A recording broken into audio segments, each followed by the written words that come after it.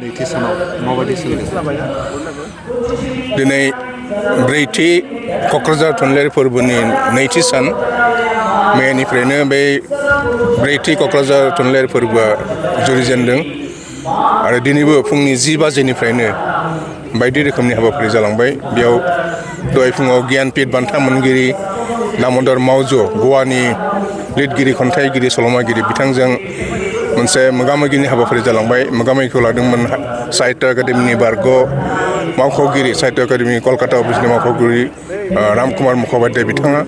बिनि उनावबो आरो गोबां हाबाफारि जालांबाय गुबुन गुबुन लिरगिरिजों मोगामोगि आरो नै बेयाव ओजोंहाय अपेन एयार थियेटाराव बर' खन्थाइगिरिफोरनि खन्थाइ फरायनाय सल' फरायनाय बिदि हाबाफारि जालांबाय आरो दा गोबां हाबाफारि दंबायो। दिनै मोनसे हाबाफारि दं माने बर'नि जायफोर खन्थाइगिरि लिरगिरिया साहित्य एकाडेमि बान्था मोननो हादों बिथां बान्था मोननो हानाय लिरगिरि खन्थाइगिरिफोरजों दिनै दङ मोनसे हाबाफारि। बेयाव बिथांमोनहा गाव गावनि रोंगौथिनि बाथ्राखौ बुंगोन रोंमोन्थायखौ बुंगोन बा गाव गावनि खन्थाइ फरायथिनानै खोनासंहोगोन आरो बिनि उनाव नै ओजों मेइन जिथु अडिट'रियाम बेयाव गुबुन गुबुन हादोरनि लिरगिरिफोरजों मोगामोगि आरो जोंनि भारतारि जायफोर इंराजि राव बा गुबुन रावाव सल'मा लिरो खन्थाइ लिरो बिथांमोनजों मोगामोगि सोलिगासिनो दं आरो बुंनो हायो दे ब्रैथि क'क्राझार थुनलाइयारि फोरबोआ जाफुंसार जानायनि लामायाव थांगासिनो दं आरो गाबोन सानसे दंबायो। गाबोनबो दिनैनि बादिनो आरो गाजा गोमजायै बे थामथि साननि हाबाफारिया जाफुंगोन। हांख्रायहरनाय आलासिफोरा सफैदों?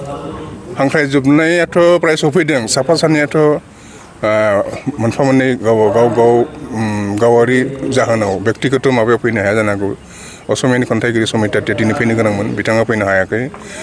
बेनिफ्राय बायजोनियाथ' फैदोंआनो फरेन कान्ट्रिनिफ्राय जाय बिथांमोना फैनो होन्दोंमोन फैजोबदोंआनो। साफा सानैनि बाहेरै सफैजोबदों आरो। अभारअल थांनाय सेसननि आरो देग्लायनि सोलिबाय थानाय सेसननि फेस्टिभेलनि माबाया माबायदि? जोंनिया बे 2021 मायथाइनिफ्राय जुरिजेननानै दिनैसिम जों जाबायदि खुंबोदों बेयो मोजाङैनो जाबोदों आरो बोसोरफ्रामबो बियो साबसिननिफ्राय हामसिन जाबोगासिनो दं। जों गेदेर लिरगिरिफोरखौ जों लाबोनो हादों मानोना बायजोनिफ्राय जोंनि जायगायाव लिरगिरि लाबोनो थाखाय जों गोबां नाजानांगौ जायो। बिथांमोनखौ माने माबानो हानायानो बिराद प्रब्लेम माने फैनो गोसो जाया। क'क्राझार माने गोबां गोजान बेबायदि बुङो। जों गोबां रिकुवेस्ट खालामनानै लाबोयो बिथांमोनखौ खिन्थु बेयाव खनसे फैनायनि उनाव बिथांमोना मोजां मोनलाङो आरो जोंनि सोमोन्दै बिथांमोना बायजोआव मोजां होननानै फोसावफैयो। কালিৰ আৰম্ভ হৈছে 3 দিনীয়া কাৰ্যসূচী। আজি হৈছে দ্বিতীয় দিনৰ কাৰ্যসূচী। অইনবাৰৰ দৰে এইবেলিও আমি বিভিন্ন ধৰণৰ অনুষ্ঠান ৰাখিছোঁ। কবি সন্মিলন, ইয়াত বিশিষ্ট লেখকসকলৰ সৈতে অন্তৰংগ আলাপ আৰু ভাৱৰ বিনিময়। তাৰ লগতে আছে আমাৰ বিভিন্ন অঞ্চলৰ কবি বড়ো ভাষাৰ কবিসকলৰ লগতে আন ভাষাৰ কবি আমাৰ অসম আৰু উত্তৰ পূৰ্বাঞ্চলৰ ইয়াত বিভিন্ন ভাষাৰ ইয়াত বিশিষ্ট কবিসকল আহিছে। তাৰ লগতে ভাৰতৰ প্ৰায় 22টা ভাষাৰ আমাৰ কবিসকল আহিছে। তেওঁলোকেও ইয়াত অংশগ্ৰহণ কৰিছে বিভিন্ন অনুষ্ঠানত। কবি সন্মিলনকে আৰম্ভ কৰি বিভিন্ন অনুষ্ঠানত তেওঁলোকে অংশগ্ৰহণ কৰিছে আৰু তাৰ লগতে আমাৰ গ্ৰন্থমেলা আছে, গ্ৰন্থমেলাৰ বিপণী আছে।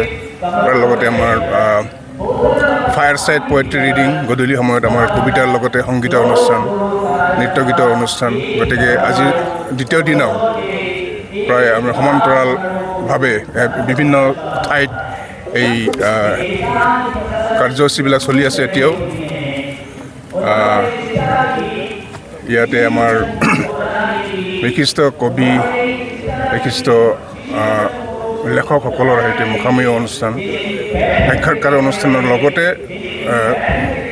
গল্প পাঠৰ অনুষ্ঠান হৈ গ'ল কিছু সময় আগতে আৰু কবিতা পাঠৰ অনুষ্ঠান হৈ গ'ল।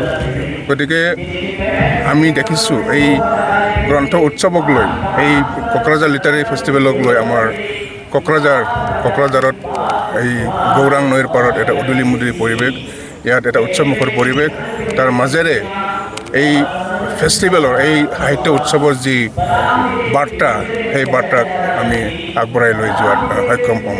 সাহিত্য সংস্কৃতিৰ মাজেৰে শান্তি আৰু সম্প্ৰীতিৰ বাণী আমি কঢ়িয়াই লৈ যোৱাত এই উৎসৱে নিশ্চয় সহায় কৰিব।